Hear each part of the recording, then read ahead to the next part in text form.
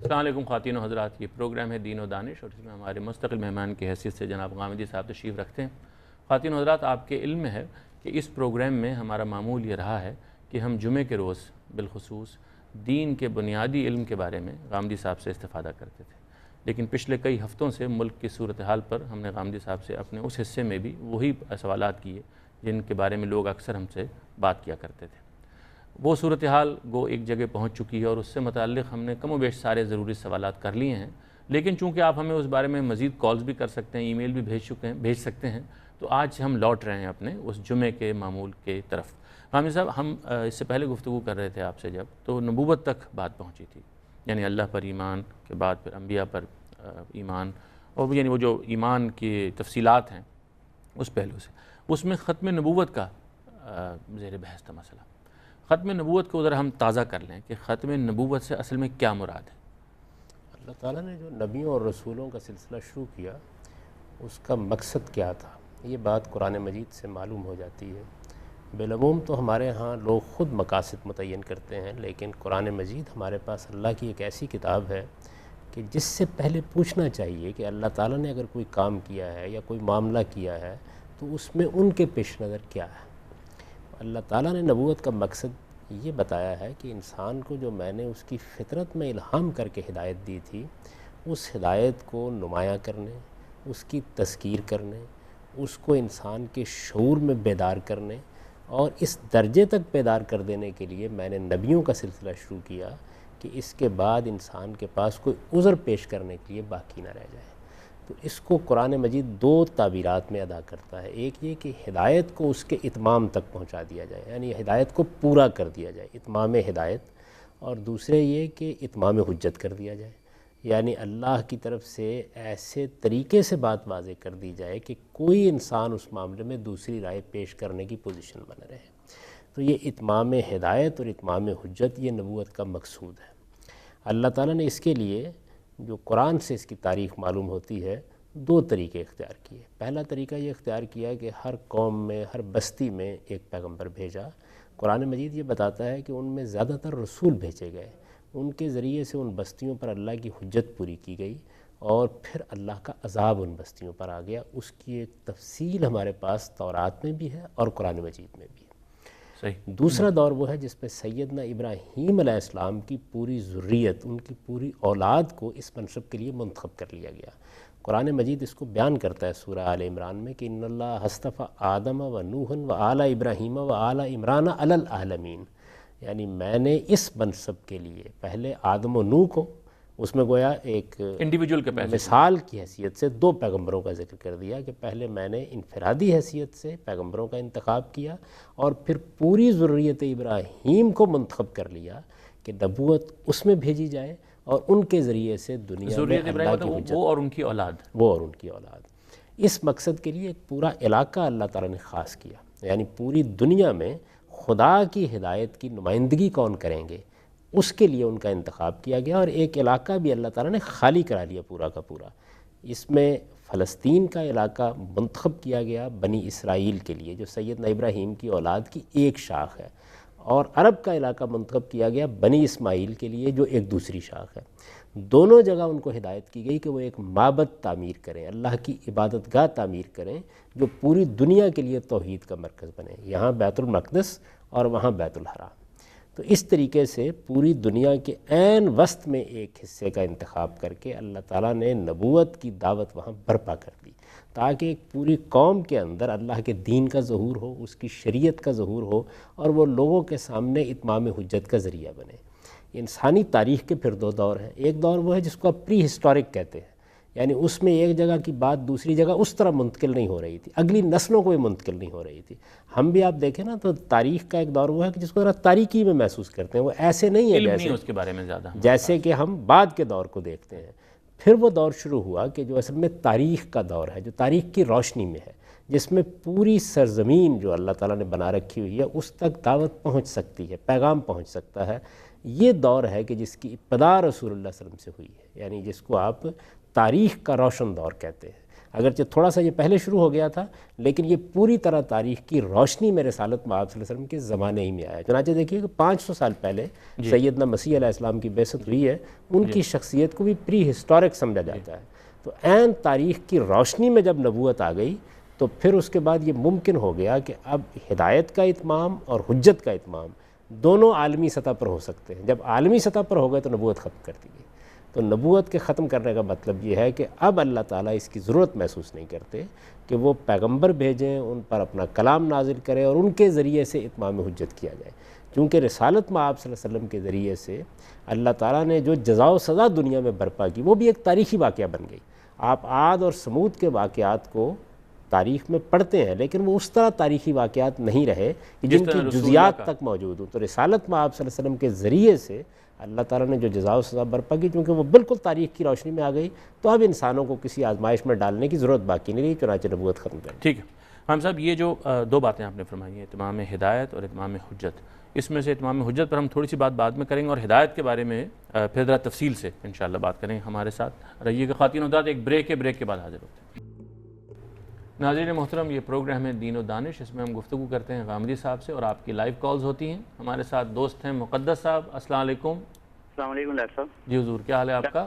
میں بالکل ٹھیک ڈاکٹر صاحب۔ سب سے پہلے میرے چھوٹے چھوٹے سوال ہیں، میں عرض کرنا چاہتا ہوں۔ نماز سے متعلق مجھے یہ بتائیے کہ یہ کہا جاتا ہے کہ نماز کی تو خدا کو یا عبادت کی تو خدا کو ضرورت نہیں ہے، ٹھیک ہے، تو اگر اس دلیل کو مان لیا جائے تو پھر اگر نماز کوئی بندہ نہیں پڑھتا تو اس کے لیے سزا کیوں متعین کی گئی ہے؟ اور دوسرے نمبر پہ یہ تو دانش میں بات آتی ہے کہ بھائی نماز خدا کی قربت کا ایک ذریعہ ہے، جی، تو خدا کی قربت اور کئی ذریعے سے ہیں۔ یعنی میں کہتا ہوں کہ اگر میں کمیونیکیٹ کرنا چاہتا ہوں تو نماز ایک بیسٹ طریقہ ہے، ٹھیک ہے، لیکن سزا کا کیوں تعین کیا گیا؟ ایک یہ کویشچن ہے۔ دوسرا کویشچن یہ ہے غامدی صاحب سے کہ وہ متاع سے متعلق اپنا اظہار رائے کریں تھوڑا سا، متاع کے بارے میں۔ ہاں، متاع کے بارے میں۔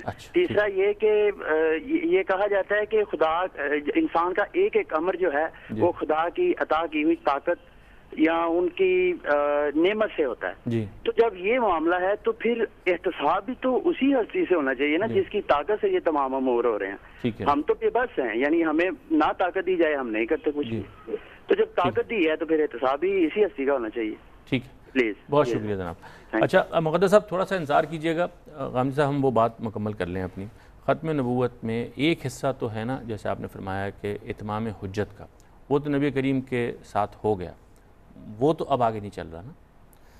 جی، وہ تو خاتمہ ہو گیا نا، لیکن اتمام حجت کا جو طریقہ اللہ تعالیٰ نے اختیار کیا وہ یہ ہے کہ رسولوں کے ذریعے سے قوم تک پیغام پہنچایا جاتا تھا، اس کے بعد قوم کو مہلت ملتی تھی، اور پھر اللہ تعالیٰ منکرین کو مومنین کو الگ الگ کر دیتے تھے، الگ الگ کر کے پھر عذاب اور ثواب کا فیصلہ ہو جاتا تھا اسی دنیا میں۔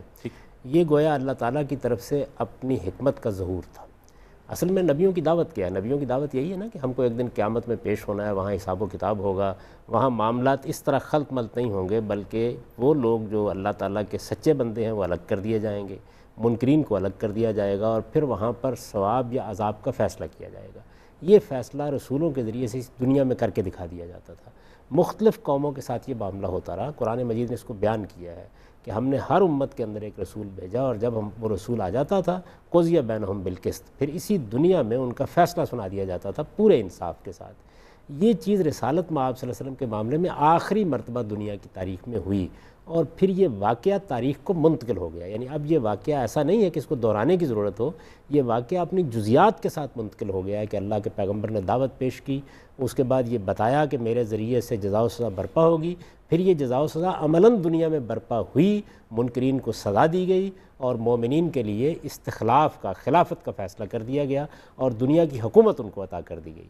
تو یہ جو جزا و سزا ہے جس میں اخلاقی اصول روبہ عمل ہو گئے، طبعی اصول تو روبہ عمل ہیں، یعنی آپ ماچس جلاتے ہیں تو ظاہر آگ لگتی ہے، لیکن اخلاقی اصول یہ یہاں روبہ عمل نہیں ہے، ان کے اوپر پردہ پڑا ہوا، یہ پردہ اٹھا دیا گیا، وہ آخرت میں ہونے، یہ پردہ اٹھا دیا گیا، اور اخلاقی اصولوں پر یہ فیصلہ کیا گیا کہ مومنین کے لیے سرفرازی ہو اور منکرین کو سزا دی۔ یعنی وہ جتنے لوگ جن کے لیے حضور کی دعوت تھی، ان کی زندگی میں ان کو دکھا دیا گیا کہ کس طرح سے آخرت میں معاملہ ہوگا، ان کی زندگی میں ان کو دکھا دیا گیا، اور پوری دنیا کے لیے بھی یہ واقعہ محفوظ ہو گیا۔ جب یہ پوری دنیا کے لیے محفوظ ہو گیا تو گویا عالمی سطح پر اللہ تعالیٰ کی حجت تمام ہو گئی۔ یہ وہ مقصد تھا جس کے لیے نبیوں کا سلسلہ شروع کیا گیا تھا۔ جب یہ مقصد حاصل ہو گیا تو اس کے بعد نبوت ختم ہو۔ اچھا، یہ جو ہدایت والی بات تھی، اس کے بارے میں یہ خیال پیدا ہوتا ہے کہ ہدایت کیا اس وجہ سے ختم کر دی گئی کہ وہ اب موجود ہے اور اس کی اب تجدید کی ضرورت نہیں ہے، یا اس کو اس میں تبدیلی کی ضرورت نہیں ہے، وہ اس طرح محفوظ کر دی گئی ہے، یہ وجہ ہے؟ اس میں بھی یہی معاملہ ہوا۔ دیکھیے بات یہ ہے کہ اللہ تعالیٰ اپنی یہ ہدایت جو کتابوں کی صورت میں نازل کرتا ہے، یہ کس لیے نازل کرتا ہے؟ اس کا مقصد یہ بیان کیا گیا ہے کہ لوگوں کے مابین دین کے معاملے میں اگر کوئی اختلاف ہو تو اس کا فیصلہ سنا دیا جائے۔ اللہ کا فیصلہ آ گیا، یہ اللہ کا فیصلہ قرآن مجید کی صورت میں محفوظ کر دیا گیا، اور اب ہم ہر وقت قرآن مجید کی طرف رجوع کر کے ایک مہیمن کی حیثیت سے، فرقان کی حیثیت سے اس سے فیصلہ حاصل کر سکتے ہیں۔ قرآن مجید اپنا یہ فیصلہ نہایت واضح طریقے سے پوری قطعیت سے بیان کر دیتا ہے ان تمام معاملات میں جن معاملات میں مذہب سے متعلق کوئی اختلاف ہو سکتا ہے۔ تو ہدایت بھی اپنے اتمام کو پہنچ گئی اور حجت بھی پوری ہو گئی۔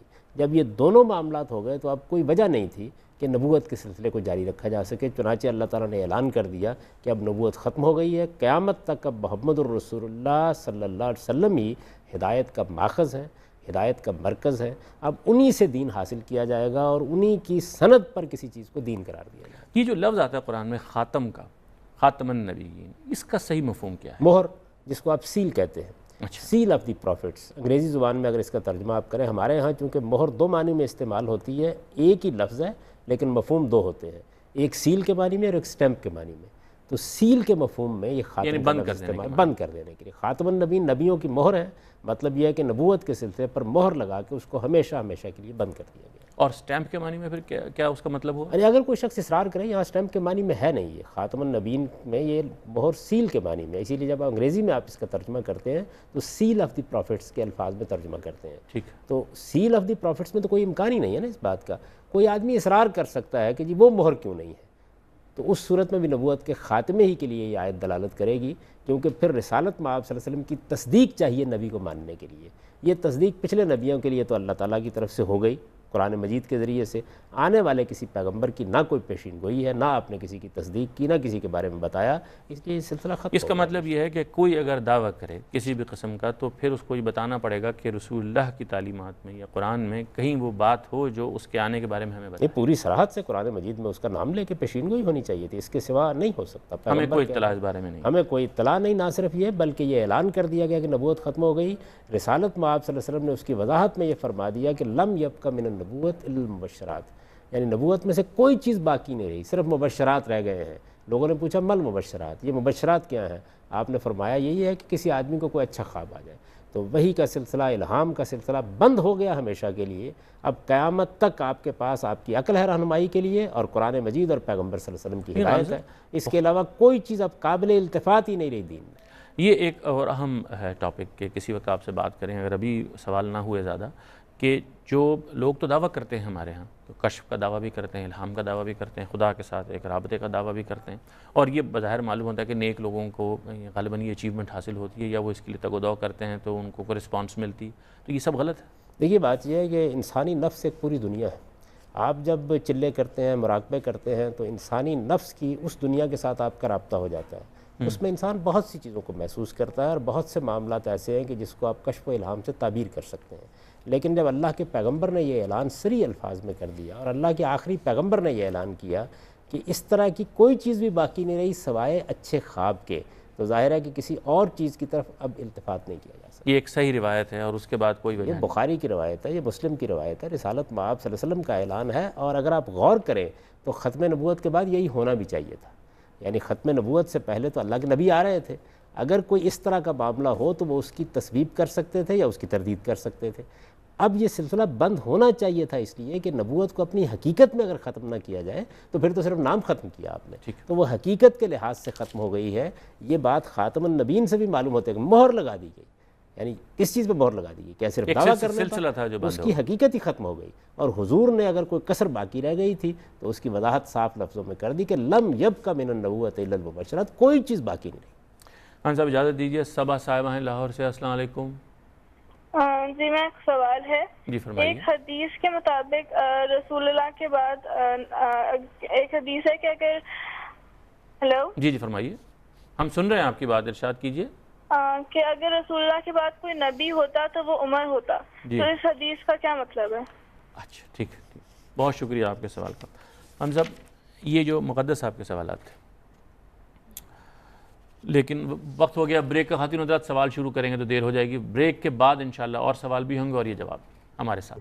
خواتین حضرات پروگرام میں آپ کو خوش آمدید کہتے ہیں ایک بار پھر. یہ پروگرام ہے دین و دانش، جس میں غامدی صاحب سے ہم سوال و جواب کرتے ہیں. غامدی صاحب، یہ ہماری جو ڈسکشن آج ہو رہی تھی ختم نبوت پر، اس میں یہ جو بہن صبا ہیں، ان کا سوال اس روایت کی جانب ہے جس میں رسول اللہ نے فرمایا کہ اگر میرے بعد کوئی نبی ہوتا تو حضرت عمر رضی اللہ عنہ ہوتے. اس کی حقیقت کیا ہے؟ یہ پہلی بات تو یہ سمجھ لینی چاہیے کوئی بہت مستند روایت نہیں ہے، لیکن اگر آپ اس کو ایک تاریخی روایت کے طور پر مان لیں تو اس میں جو بات کہی گئی ہے وہ یہ ہے کہ سیدنا عمر رضی اللہ عنہ ایسی شخصیت تھے کہ اگر نبوت کا سلسلہ جاری رہتا تو ایسی شخصیتیں ہیں جن کو اللہ تعالیٰ نبیوں کے لیے منتخب کرتا رہا ہے. تو یہ ایک بڑا خراج تحسین ہوگا. اس میں کوئی نبوت کے دروازے کے کھولنے کا سوال نہیں ہے. جب رسالت پاک صلی اللہ علیہ وسلم نے قرآن نے صاف صاف اعلان کر دیا تو اس پہ تو یہ بات ہی بیان کی گئی کہ اگر ایسا ہوتا، یعنی اس سے تو پہلے محال ثابت ہو گیا. وہ یہ ظاہر ہے کہ اس جملے کا مطلب ہی یہ ہے. مقدس صاحب کے سوال تھے کچھ. ایک سوال نماز کے بارے میں یہ تھا کہ بھئی نماز کو خدا کی تو ضرورت نہیں ہے کہ نماز پڑھی جائے اس کے لیے، اور نماز کے بارے میں معلوم ہوتا ہے کہ وہ قربت کا ذریعہ ہے.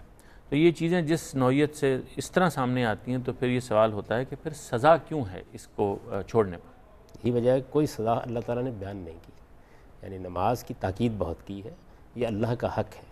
یعنی ایک بندے کی حیثیت سے جس طرح میں اپنے والدین سے حسن سلوک کا پابند ہوں، اسی طرح مجھے اللہ کے سامنے بھی سرفکندہ ہونا چاہیے. میری ماں یا میرا باپ جو میرے قریب ہیں، جن کو میں جانتا ہوں، وہ اگر کسی موقع پر مجھے بلائیں اور میں عزت کے ساتھ ان کے حضور میں حاضر نہ ہوں تو میں اپنے اخلاقی وجود کے بارے میں کیا رائے قائم کروں گا؟ بالکل یہی معاملہ اللہ تعالیٰ کا ہے. یعنی اللہ تعالیٰ کی طرف سے بندے کو آواز دی جاتی ہے کہ وہ ان کے دربار میں حاضر ہو جائے. یہ 5 وقت کی حاضری ہے. اس حاضری میں اگر کوئی آدمی سرکشی اختیار کرتا ہے تو اس کا مطلب یہ ہے کہ اس کے اندر پاس ہی نہیں ہے اس بات کا کہ میرا ایک خالق ہے. غفلت اور چیز ہے.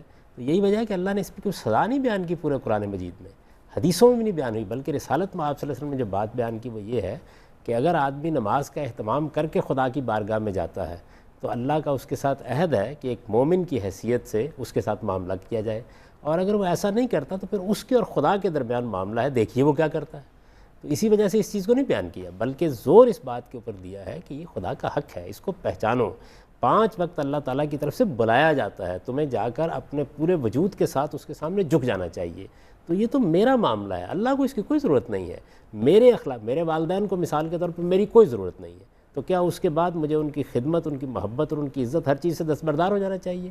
اللہ تعالیٰ انسانوں کو وہ ہدایات بھی دیتا ہے جو اس کی ذات سے متعلق ہے، اور وہ ہدایات بھی دیتا ہے جو باقی انسانوں سے متعلق ہے.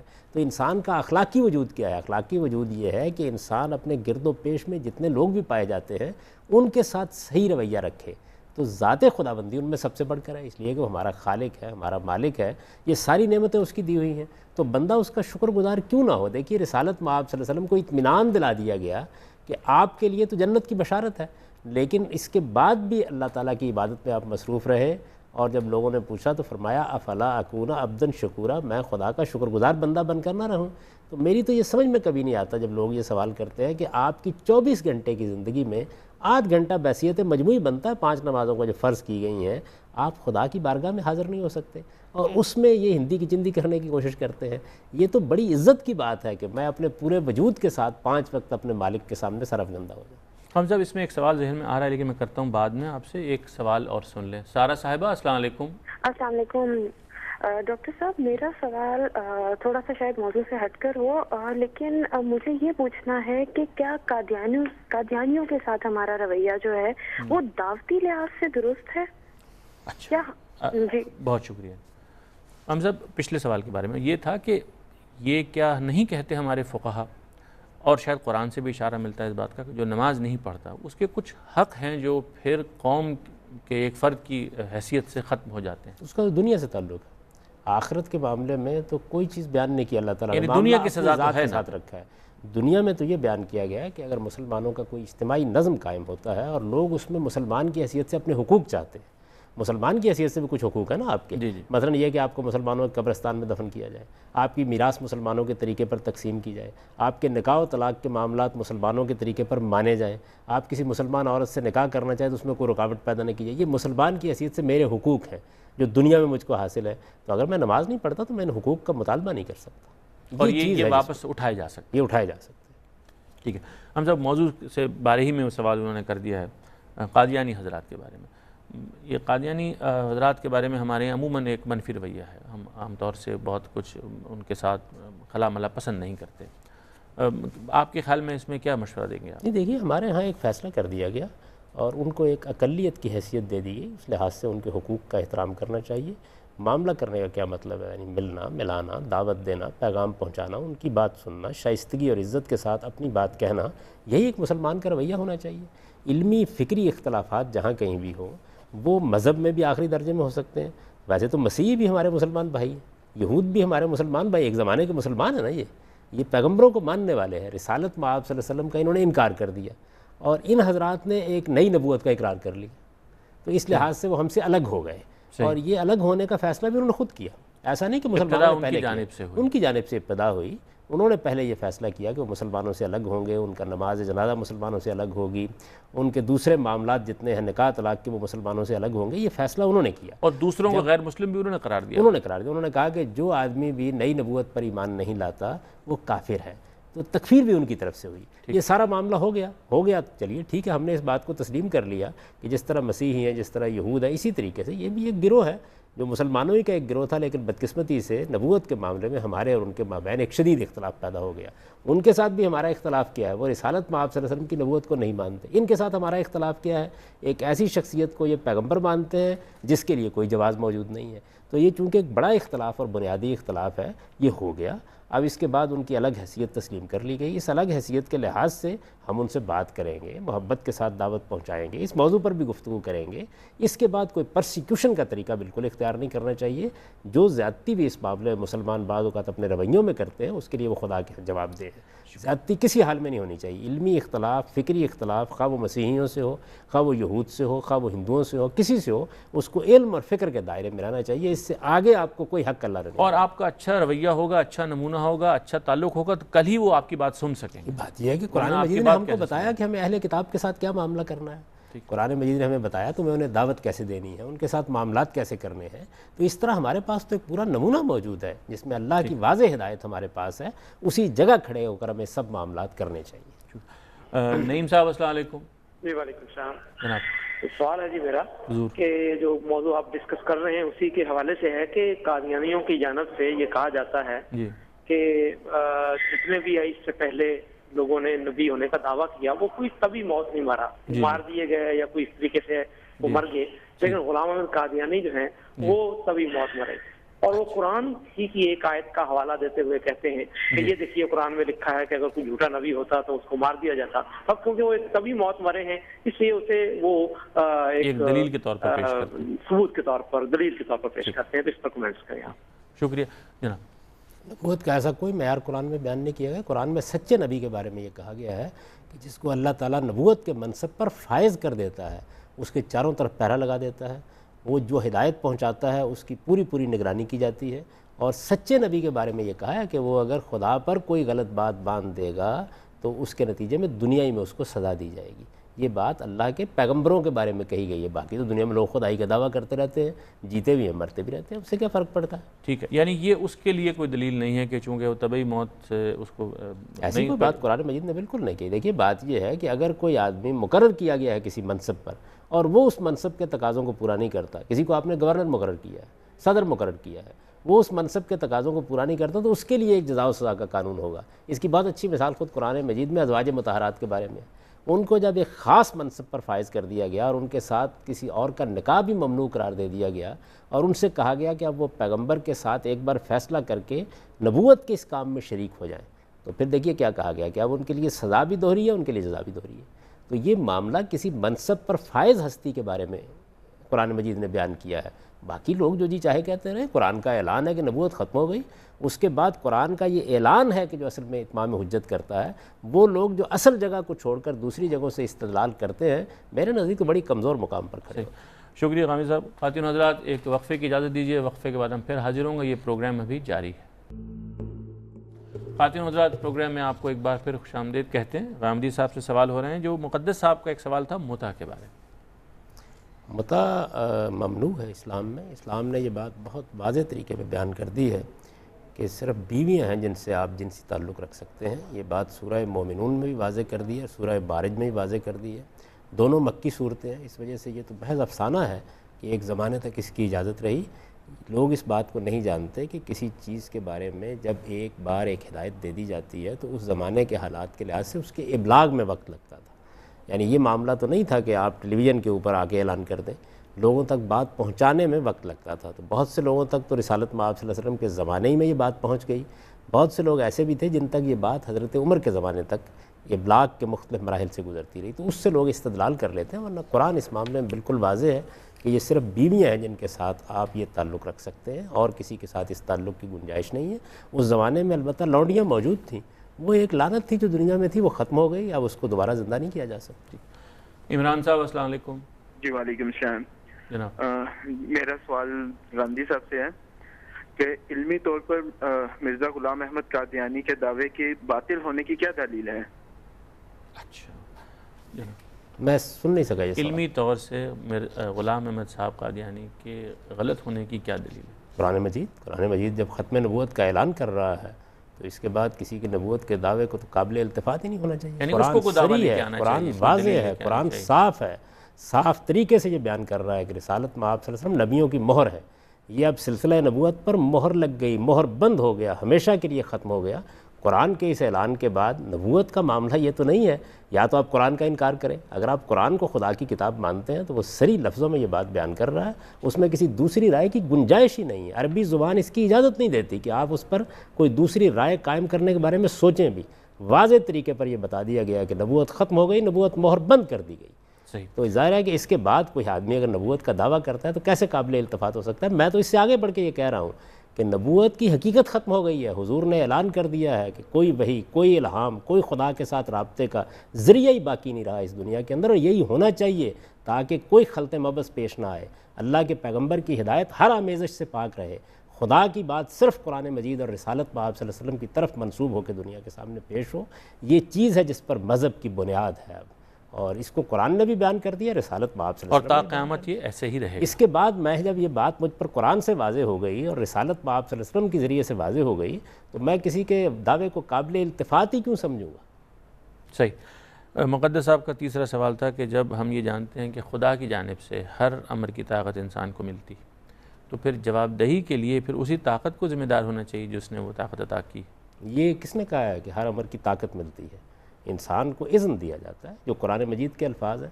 یعنی انسان کو چونکہ اختیار دیا گیا ہے تو اس اختیار کو استعمال کرنے کی اجازت دی جاتی ہے. ہم اپنے اختیار سے غلطی کرتے ہیں، اپنے اختیار سے صحیح رویہ اختیار کرتے ہیں، اور انہی معاملات میں ہم سے مواخذہ ہوتا ہے جن میں ہمیں اختیار حاصل ہے.